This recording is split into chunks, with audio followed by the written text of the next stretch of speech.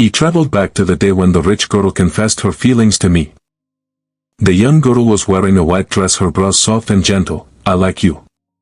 In the next second I heard her inner voice, he really believes it. Disgusting. Chapter 1. The cicadas were chirping in the camphor tree and the people around were jeering, though it was the kind of jeering meant to mock. Someone next to us whistled and laughed. Evelyn's taste is getting a bit heavy lately. How the girl in the white dress ignored them and just stood in front of me, her expression gentle.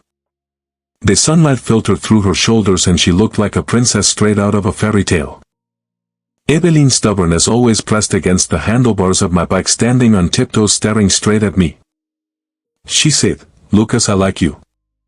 In her eyes I saw my reflection, an awkward stiff 17-year-old boy, thin and frail in an oversized school uniform.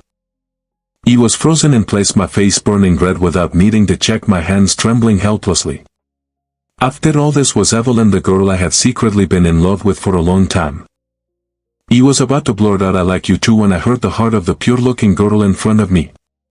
It really believes it. Disgusting. He was stunned for a moment and looked at Evelyn again. She was smiling gently with no sign of the disgust she was feeling inside. She was waiting confidently for my reply. After all, everyone at South City High knew I was Evelyn's simp. And everyone's watchful as I suddenly took a step back. "Sorry, I don't like you." Evelyn's expression turned ugly for a moment. No one had ever rejected her before. Used then, a silver-haired girl walked by arrogantly as if she hadn't noticed the drama unfolding here. He recognized her. She was the notorious school bully, the queen of our school and Evelyn's arch-nemesis. He pointed at the school bully and said to Evelyn, "I like her tact. You're too childish, you understand." I wobbled my bike's handlebars so Evelyn moved aside. Evelyn must have been bewildered, not understanding how the boy who had adored her a second ago could now tell her to get lost. She stiffened, placing her hand on my handlebars, an intense unease showing between her delicate brows.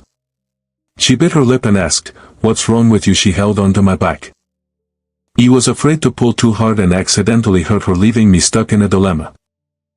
In the next second, however, the silver-haired girl reached over and grabbed my handlebars, yanking them free from Evelyn's grip with a twist of her wrist.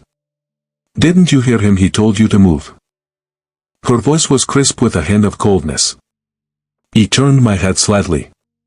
The silver-haired girl had waist-length hair, her side profile delicate yet exuding an aura that warned people to stay away. Her long silver hair shimmered in the light, cool and rebellious. And then I heard the school bully's panicked inner voice, "Shit, he's looking at me." Chapter 2. The school bully rescued me from Evelyn's confession and pushed my pink bike forward. A small group of boys passing by teased her, "Becca, when did you stop riding your motorcycle?" She kicked one of them, cursing, "Get lost." He walked beside her, feeling incredibly awkward, and mustered up the courage to speak, "Hey, school bully. Rebecca." He froze for a moment before realizing she was telling me her name. She lowered her eyes and asked softly, "Do you like me?" My first instinct was to shake my head, but then I heard her airy inner thoughts, "Anyone who's used me as a shield ended up in concrete pillars," so I immediately nodded my head. Vigorously. Rebecca had a pair of charming almond-shaped eyes. Right now she smiled, stopping in her tracks, reaching out to pinch my cheek. Her thumb brushed over the mole under my eye and she slowly said, "From now on you'll help me with my homework, watch me practice dancing and give me rides to and from school. Treat me 10 times better than you treated Evelyn." Got it? Even though she was shorter than me, I instinctively shrank back. He was a bit confused and asked, "What do you mean?" She condescendingly patted my face, smiling sweetly, "It means I've accepted your pursuit." Rebecca, with her silver-dyed hair, ear piercings and face screaming high maintenance. Suddenly I felt like maybe going back to battle Evelyn was a better option. Chapter 3. He followed the road back home, guided by my memories. This was the Villa District. He was 17 when they brought me back from the countryside.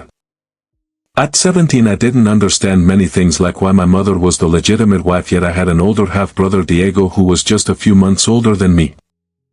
Everyone liked Diego, including Evelyn. Evelyn and Diego were childhood sweethearts from the beginning. Even when she first acted kindly towards me, it was only to convince me to donate a kidney to him. If it weren't for Diego's illness, the Song family would have never thought of bringing me back. Told them I wasn't a person, I was medicine. But now their intentions hadn't been revealed yet. Diego, still recovering at home, was in the garden watering the flowers. When he heard me enter, he looked up and smiled gently. "You're home late, we finished dinner a while ago." It didn't matter, I wasn't allowed to sit at the table anyway. Evelyn confessed to me today. The watering can suddenly dropped from his hand, splashing water on his face. He forced a smile. "Really, congratulations." I raised an eyebrow in surprise and said, "Of course I didn't accept." How could she ever be good enough for me? In an instant I was overwhelmed by a flood of vicious, hateful thoughts, coming from the always kind Diego. A walking kidney bag, and he's not grateful to us. How dare he say that? Evelyn only told me she'd approach Lucas, she never said she'd confess to him. This poor kid must be lying. Damn it, Lucas should take a good look at himself. So ugly. He is ni querer. And to think they were relying on me to keep him alive. Dream on. He ran upstairs, hearing Diego cough violently behind me. As I reached the top, the family maid, who was closer to me, pulled me aside and whispered, "Madam said there's no dinner left for you." He nodded. This was a regular occurrence. As I turned away, I paused for a moment, hearing the maid's inner thoughts. She said, "Poor thing." Chapter 4. Before I returned, it was just after Diego's successful recovery thanks to my kidney. Evelyn had promised that once he was out of the hospital they'd get engaged. And they did, just not to me but to Diego. She endured her disgust and revulsion, pretending to be friendly with a country bumpkin like me for so long, and finally got what she wanted. On her engagement day, she leaned into Diego's arms and, in front of all the guests, with the same gentleness as when she confessed, said to me, "Lucas, why don't you take a look in the mirror?" I looked down and saw my reflection on the polished floor, bloated and overweight from the medication, a far cry from the handsome and charming Diego. Perhaps we were always worlds apart. In that moment I felt my heart shatter into pieces. Luckily it was all just a dream. I woke up right at the moment Evelyn confessed to me, now with the added ability to hear people's thoughts. He grabbed my phone from under my pillow and opened the chat app, where there were already 99 plus messages. Only one chat was pinned at the top: Evelyn. The 17-year-old me had genuinely liked her. Evelyn's messages were still coming in, and she was probably crying from frustration. "Evelyn, Lucas, I'll give you another chance. My confession still stands." "Evelyn, you're doing this on purpose, aren't you? Congratulations, you succeeded." "Evelyn, stay away from Rebecca, she's bad news." There were also several missed calls. Scrolling up, I saw messages I had sent, usually a long string of texts, but with no response from the other side. On the rare occasion Evelyn did reply, I'd be over the moon for half the day. And now Evelyn was still flooding my phone with messages. With a swift motion I blocked her. Then I slowly opened the class group chat.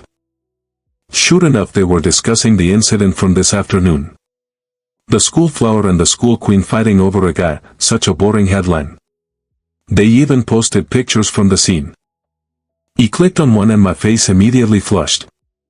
In the photo, the silver-haired girl was standing in front of the boy, so close it looked like she was leaning into my arms. She was staring at Evelyn with a provocative look, raising an eyebrow. The chat continued to scroll. Who's this guy anyway? Looks like a total country bumpkin. Even the heartthrob from Third High didn't manage to win over Becca. We usually can't post Becca's pictures without her permission, but she didn't say anything today. Guess it's real. He exited the chat and saw a new friend request notification.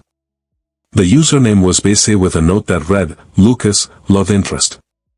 My heart skipped a beat and I accepted. "Lucas, I've accepted your friend request. We can start chatting now." After a brief pause, she sent a voice message. Her voice was teasing, "Just friends." I tried to pause the voice message but fumbled, accidentally hitting the video call button.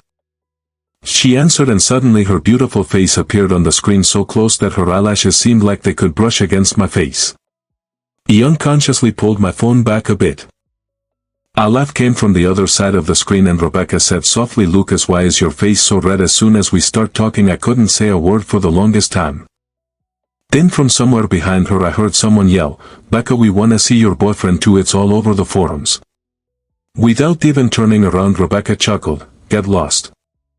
She stretched out her hand to cover the camera like a child hiding their toy, being petty. It was pretty childish.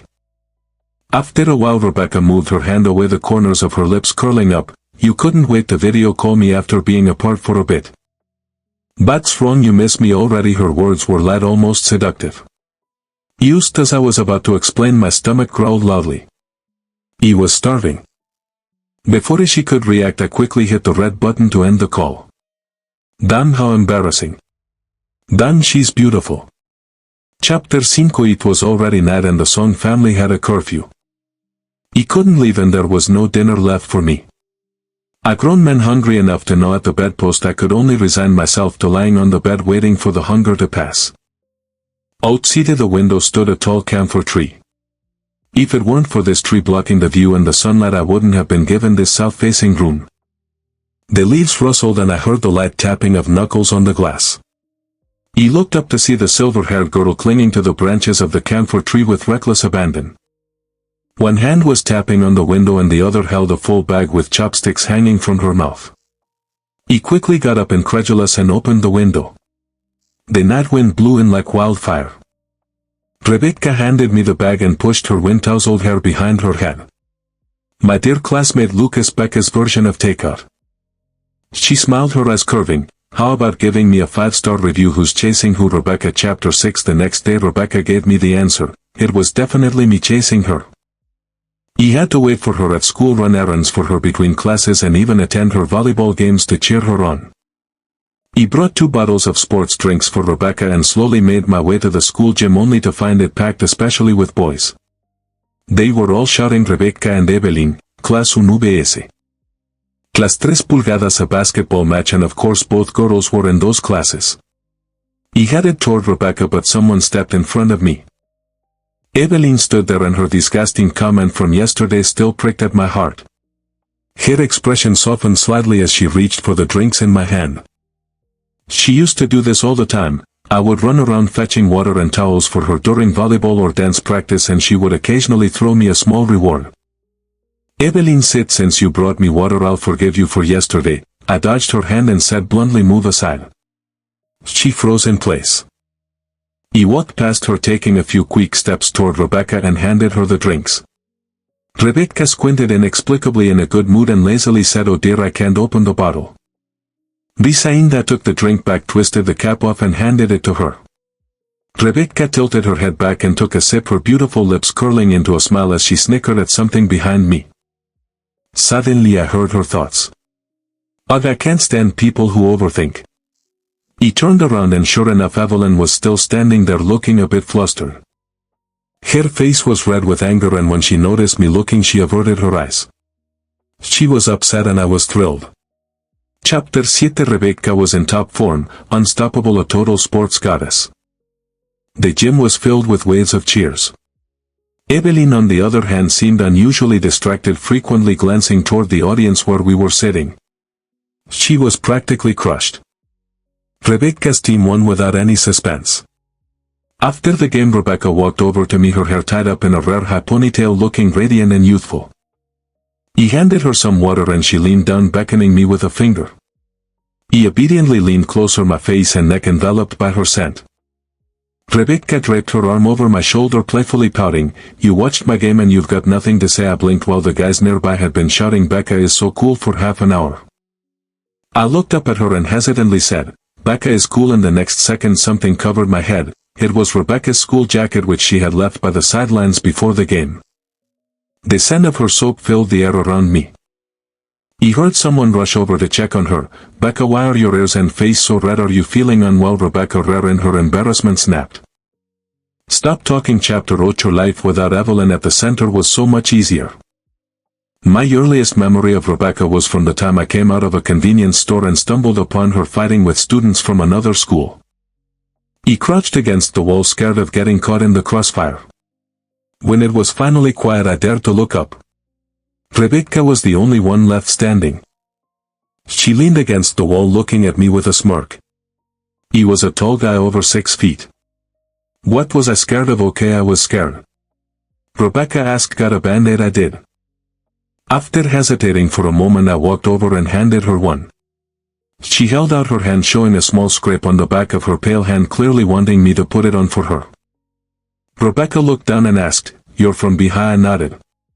Which class? What's your name? Afraid that she might hunt me down later, I mumbled. I'm just the guy who's always liked Evelyn. It wasn't wrong. At a high maybe no one knew the name Lucas, but everyone knew Evelyn Simp. Just as I was about to put the band-aid on her, Rebecca suddenly pulled her hand back, her expression cold. She scoffed, boring. I must have said something that upset her. She walked away, her back looking thin and unsteady. But now surprisingly Rebecca seemed easygoing. Even when she got mad she was quick to forgive. On the other hand, Evelyn always felt unpredictable. When she was nice it seemed like she really liked me. When she wasn't she was downright cruel. Fortunately I no longer had anything to do with her. Or so I thought, until Evelyn showed up at the Son house after school. He had gone downstairs to get some study guides and ran into Diego, who was happily walking out of the piano room. Evelyn, it's been so long since you visited me, he said with a trace of complaint in his voice. Evelyn stood silently for a moment before asking, how's your recovery going? Diego rambled on, I've been such a burden to our parents, but I'm okay. You don't need to worry. I'll ask the maid to cut some fruit for you. You love fruit, don't you? Yesterday, Evelyn cut him off, pressing her lips together. No need. She looked up toward the stairs and made direct eye contact with me. She stared at me and said, I'm here to see Lucas. Diego froze as if he hadn't heard her right and repeated, Evelyn, who are you here to see? Evelyn ignored him and stubbornly kept her eyes on me. Lucas, come down and talk. Under her gaze I slowly walked down the stairs. I grabbed the math study guide I'd left on the table and sighed, it's not that I'm ignoring you, I was on a video call with Rebecca about math problems. If I keep her waiting she'll get mad. Diego's face turned pale. Evelyn's face darkened. Chapter 9. That night Diego threw a fit, demanding to return to school. Being the family's darling and with his health improving recently, the family agreed.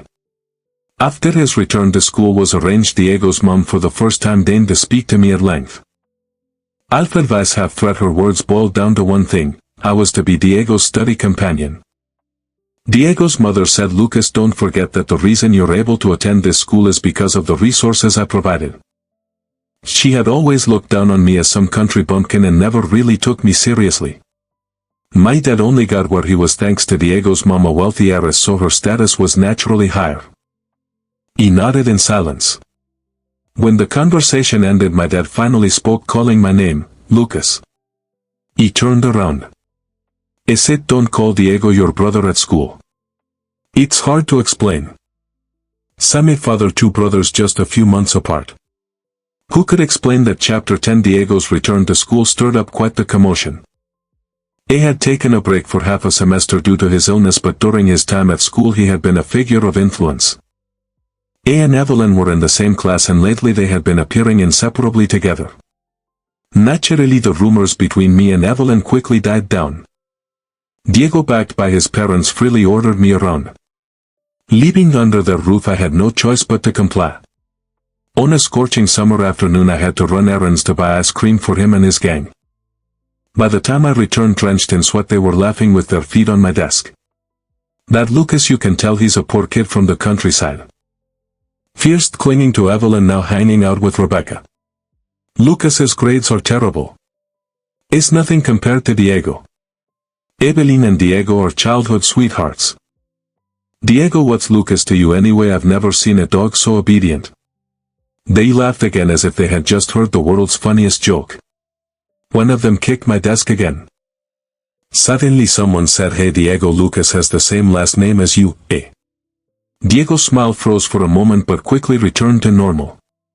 Lucas is the son of our driver. My dad pulled some strings to get him into this school. I interrupted their praises of Diego's kind niece and put the now melted ice cream on the table. Diego flicked the contents with his fingers and said, Lucas, it's all melted. Do me a favor and go get some more. Even though I relied on the He family's money to attend school, I couldn't swallow my anger anymore. I was ready to flip the table when a sweet voice rang out, uncharacteristically stern. Evelyn said, Diego, that's enough.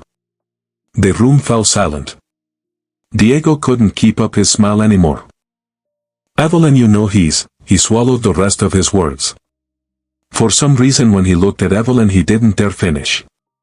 I heard Diego's inner thoughts, a mix of anger and frustration. It was thinking Evelyn and I have been through the same thing.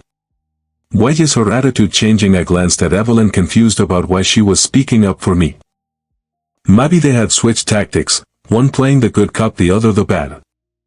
Slowly I said, what's so over the top about this? You've done worse before, haven't you? Back when I was chasing after Evelyn, she was awful. She once made me go buy coffee in a raging storm, and when I returned drenched but with the coffee intact, she barely glanced at me and said, Lucas, the coffee's cold. Evelyn clearly remembered it too. The room grew colder and no one dared speak. Suddenly I felt someone's arm hook around my neck from behind, pulling me against a soft feminine body. The silver-haired girl Rebecca was smiling, but her gaze was fierce. So this is where you've been running errands for people. Rebecca scanned the room. Everyone she looked at paled. To this day the school forums were still buzzing with posts about Rebecca. Her reputation as the school's queen was widespread. Making him run errands. Rebecca's voice was sharp, enunciating every word. Are you even worthy? Chapter 11. Rebecca casually told the group to go for a run. None of the boys dared to argue. They obediently did as she said. Even Diego wasn't spared. A bunch of them ended up drinking the melted ice cream and running laps under the scorching sun while classmates watched from the balconies, and the headmaster, bald and sweating, rushed to the track. The mastermind Rebecca stood beside me, her silver hair flamboyant as ever, watching them with an expressionless face. She wasn't happy. Rebecca, I called her name. She turned to me and the displeasure on her face instantly melted away. Don't do this next time. It doesn't look good. It wasn't that I pitied Diego and the others, it was that it wasn't worth it for Rebecca to do this for me. Since my mom died I'd been self-reliant and no one had ever treated me so kindly. Even though Rebecca was said to have done worse things before, such blatant rule-breaking could damage her reputation. Rebecca rested her chin in her hand and leaned in close, so close I could count her eyelashes. I saw my reflection in her eyes. Did it feel good, Diego? She asked. He hesitated for a moment. It did. Rebecca smiled like a cat who'd just caught a mouse. Then it was worth it. Chapter 12. After Rebecca stepped in, Diego didn't dare boss me around anymore. Even at home he was too scared to tattle. Just hearing Rebecca's name was enough to shut him up. Maybe what I said to Evelyn had also struck a nerve, because she stopped bothering me too. Occasionally I'd see Evelyn and Diego walking together at school. One moment Diego would be all gentlemanly with her, the next he'd look at me with nothing but disgust. He must have had a natural talent for changing his expression like one of those face-changing opera performers. But Evelyn didn't seem as close to him as I'd imagined. Not that it mattered to me anymore. He had one task: study hard. Well, maybe now I had another task: helping my struggling classmate Rebecca with her studies. On the day of the monthly exam results, the bulletin board was crowded. He hadn't done well in the past, but during my bedridden days I had spent all my time reading high school textbooks, hoping to retake the college entrance exams one day. So this time I was eager to see where I ranked. Diego and his group were crowded around the top of the board. Diego, you're ranked 29th in the year. That's amazing. Of course it was amazing. The Song family had hired top tutors for him. First place as expected goes to Evelyn. They turned around and saw me searching from the bottom of the list, snickering. He heard Diego's smooth mocking voice. Some people at least know their place, looking for their name where it belongs. Suddenly someone tugged on his sleeve and cursed softly. Diego, his rank is ahead of yours. He was just a few spots above Diego. I stared at the board, stunned, unable to believe it. Someone read my ranking out loud. Lucas 20th. He couldn't believe it was that high. I suppressed my excitement and finally found Rebecca's name. She had jumped to the middle of the pack. Lucas's tutoring sessions were working. I turned around and saw Rebecca walking down the corridor with a group of girls. Afraid she wouldn't see me, I waved and happily called her name. Rebecca. She looked up and met my gaze. You ranked 300th. I puffed out my chest, proud. You got 300th place, Rebecca. Rebecca's steps faltered and the girls around her started teasing her, nudging her with their elbows. Becca, the guy you like is so cute. Rebecca looked at me and under everyone's watchful as her face turned bright red in an instant. I heard Rebecca's inner voice, a little annoyed. She was thinking, damn it, he's way too good at flirting. Chapter 13. Many people liked Rebecca, but most of them admired her from afar due to her bad reputation. However, today one of the few who openly liked her came to find me. It was David, the heartthrob from the neighboring Third High, who had acted in a few well-known youth dramas. He had heard that Rebecca had once fought for him, but for some reason they never got together. Early in the morning, David was waiting for me at the school gate. Rebecca and I usually went to school together now, but today she had gone to the convenience store and I was waiting for her at the gate. He never expected David to show up first. David was good-looking in that bad boy kind of way. "You must be Lucas," he said. He nodded. David got straight to the point. "You can't win against me, so just stay away from Rebecca. Becca's cold on the outside but kind on the inside, and sometimes she just pities people, which can give the wrong impression." Besides, it was all over the forums last night. "If I were you, I'd be too ashamed to show my face at school. Becca's only interested in you for the moment. If you keep pushing, you'll only embarrass yourself." Forums? What forums? Before I could respond, David's eyes lit up as he looked past me, calling out Becca. Before I could react, a cup of soy milk and a bun were shoved into my hands, and the silver hair Gil appeared at my side, biting on a carton of milk, stuffing a handful of candy into my pocket and zipping up my half-open backpack. Rebecca didn't even look at David and mumbled through the milk carton, "What are you talking about?" Her actions were so smooth, as if she had done them countless times before. David stared at Rebecca's hand as she zipped up my bag, his face turning pale. "Becca, you don't let anyone get that close to you. How can you do these things for him?" Rebecca rolled her eyes in exasperation and spat out two words: "Who are you?" Chapter 14. It turns out being a celebrity doesn't help with mental resilience. Rebecca's few words left David devastated. As Rebecca and I walked toward the school, she suddenly spoke, her tone proud. "I don't know him. He never fought for him either. Those were just rumors. The only person I've ever stood up for is you." He was taken aback, realizing that Rebecca was explaining herself to me. He looked up at Rebecca, her light-colored hair making her skin appear even paler. She lazily added, "I'm not like some people who like someone else before liking me." Luckily, they realized their mistake in time. I wasn't sure who she was throwing shade at, but in the end she shot me a glance and teased, "Right, Lucas." Chapter 15. After the morning's drama, I couldn't shake a sense of unease. As soon as I walked into school, I felt something was off. It was especially noticeable during the breaks. People's stares were out and I could hear the thoughts around me. "Lucas is actually an illegitimate child. No wonder he's two-timing. It's in his blood. If I were him, I wouldn't dare show my face in front of Diego, let alone attend the same school. Oh my God, so disgusting." He realized what had happened and quickly checked my phone in the bathroom. Sure enough, there was a trending post on the forum, exposing Lucas, the illegitimate child of a high who's two-timing. The post was anonymous, written by someone claiming to be a regular classmate who couldn't stand Lucas anymore. It presented a twisted, dramatic version of my life, turning everything upside down. It claimed Diego's parents were the true loving couple, while my mother had schemed to marry into the Song family by having me. It painted Diego as the innocent victim, sick because of my mother's actions, while I shamelessly pursued both Evelyn and Rebecca at the same time. No need to look at the comments, they were all insults. He was so angry my head felt foggy. None of it was true. In reality, it was Diego's mother who had set her sights on my dad when he was newly married. She became the other woman and eventually they ran off together. My dad never looked back, leaving us behind. My mother, even until her death, still hoped he would change his mind. He left the bathroom and washed my face at the sink. Someone handed me a tissue. It was Evelyn. She spoke softly. "I've already asked someone to handle the forum post.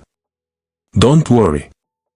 He looked at her reflection in the mirror, her white shirt and gentle expression. "You knew about this all along." I was referring to the content in the post. Evelyn closed her eyes briefly, a self-loathing look on her face, and nodded. "I'll make sure this is suppressed. No one will talk about your background anymore. Don't be mad at me, Lucas. Once this blows over, let's just pretend it never happened, okay?" She didn't even bother asking me if it was true.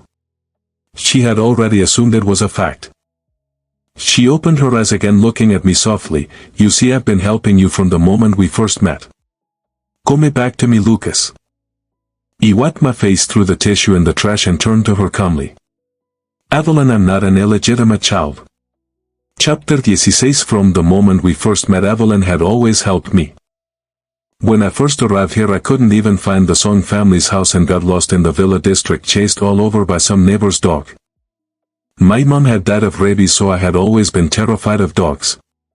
That day it had started raining. He ran and dropped all my ragged belongings along the way. The dog knocked me down, but then I heard a whistle and the dog immediately jumped off me, happily running away. As I shakily gathered my things in the rain, tears streaming down my face, an umbrella appeared above me. The hand holding the umbrella was slender, and the girl standing there in a white dress was cold and elegant. For a moment I felt ashamed of myself. Did you chase the dog away? Did you save me? What's your name? She said. I'm Evelyn. After that I lived under the Song family's roof, ignored at school, but Evelyn always helped me. He stuck by her side. Maybe even I couldn't tell if what I felt for her was love. After all, from the start she had her own motives. Evelyn was complicated. Sometimes I thought she liked me, she even wrote her name in my textbooks. But the next second she'd get mad and scratch it out. He always knew she was disgusted by something about me, but I never knew what. Now I understood. She had always believed I was an illegitimate child, that the blood in my veins was dirty. Loving Evelyn was worse than loving a dog. Chapter 17. He walked straight to class un ese door and as expected found a crowd gathered around Diego. He looked forlorn and pitiful while everyone around him was busy comforting him. When they saw me standing at the door, they glared at me. Thanks to Rebecca's intervention last time, no one dared to insult me openly, afraid of getting on the wrong side of the school's queen. Diego had always put on a good front with me, but lately something had changed. First he'd made a fuss about returning to school, then there was the ice cream incident. All pretense of civility was completely shattered. He looked up at me, his eyes red, his knuckles white from clenching his fists. Lucas, can't you leave my family alone? I heard his inner thoughts again, half angry, half hurt. Diego was thinking, Evelyn just went to see him. I used to hate illegitimate children as much as I did. How did things end up like this? Leaning against the wall I chuckled. Of course not. Diego's expression froze. He walked over, placing my hand on his desk, looking down at him. That post is a pack of lies. I'm not an illegitimate child. The other child born from an affair is someone else. Diego had been kept in the dark by his parents and genuinely believed his mother was the rightful wife. That's why he harbored so much hostility toward me. Now hearing this, he instinctively snapped back. What proof do you have? I shook my head and straightened up, looking at him with a hint of contempt. I don't need proof. Whoever makes accusations has to provide the evidence. The innocent don't have to prove their innocence. He added, I'll call the police. Justicia will give me the answer. Did the person who posted that rumor think anonymity would protect them from responsibility? Diego's face turned pale. Before I could call the police, justice arrived on its own. Someone mattered. The forum's anonymous feature just went offline. The person next to me was hiding their phone behind a book, reading the post. The name of the poster was now clear, Class Un ese Diego. The looks people gave Diego were strange. After comforting him for so long, they realized he had written the post himself. What a two-faced act. Diego with his thin skin blushed furiously and fainted from the stress. Chapter 18. In the VIP ward, Diego had just come out of dialysis, looking pale while the nurse was bustling around and his mother fed him pre-cut fruit. I was getting scolded by Song's father. Lucas, I'm really disappointed in you. Is this how you repay us, by making your brother so angry that he ends up in the hospital? He said nothing about what Diego had done. He lowered my eyes in annoyance, staring at the spotless floor, and thought about the time I was left alone in the hospital. After giving Diego a kidney, their attitude toward me had turned cold. When I first came here, I wanted to show my long-lost biological father that I could be an excellent son. But things didn't go as planned. Fortunately, I had stopped caring a long time ago. I've heard the whole situation. He also heard you want to call the police. That's ridiculous. You shouldn't go back to school. After all, those are Diego's classmates and this will affect him badly. Ella arranged for you to transfer. Realizing his tone was too harsh, Son's father softened his voice. We're a family, Lucas. Try to understand and show some consideration. All right, no, I shook my head. Son's father was stunned. This was the first time I had ever refused him. What did you just say? He asked harshly. My throat felt dry. The atmosphere in the room turned tense. The door opened suddenly and a group of people crowded in with a silver-haired girl standing at the entrance. She spread her hands. Lucas, come here. He quickly walked toward her, lowering my voice. Why are you here? Rebecca placed her hand on my back. He didn't want them giving you a hard time. I'm here to back you up. Son's father clearly recognized Rebecca and a hint of flattery appeared on his face. He had no doubt that he was about to ask me to help him connect with her. He let out a breath, feeling oddly emboldened, and repeated, I said no, I will report it to the police. I'm not donating another kidney, and whether Diego lives or dies has nothing to do with me. You're lucky I haven't punched any of you yet. I turned to look at Diego, who was clutching his blanket in panic. Diego's hatred toward me stemmed from being a half-sibling from Evelyn and from his jealousy over my health. He shattered the dream he had been living in for years. Diego. Your mom is a full-blown mistress. Your daddy had an affair while married.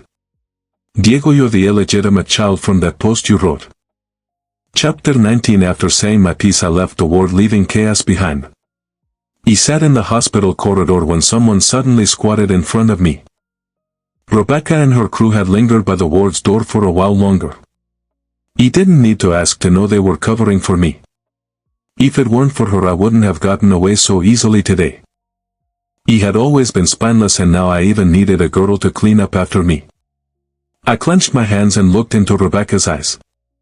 Thank you, Rebecca. Sunlight filtered through, making her features look even clearer.